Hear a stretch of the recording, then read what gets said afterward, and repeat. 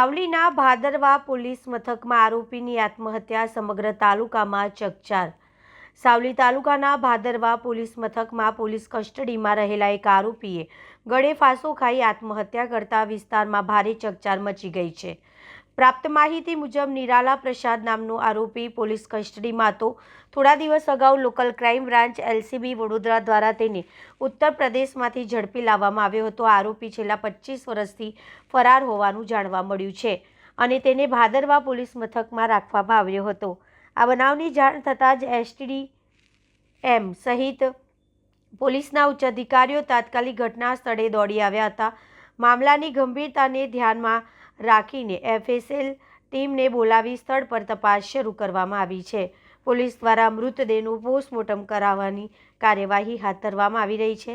આ સમગ્ર ઘટનાના પગલે સાવલી તાલુકામાં ચર્ચાનો વિષય બન્યો છે। પોલીસ તંત્ર દ્વારા બનાવ અંગે વધુ તપાસ કરવામાં આવી રહી છે અને પોસ્ટમોર્ટમ રિપોર્ટ બાદ મૃત્યુના ચોક્કસ કારણો બહાર આવવાની શક્યતા છે।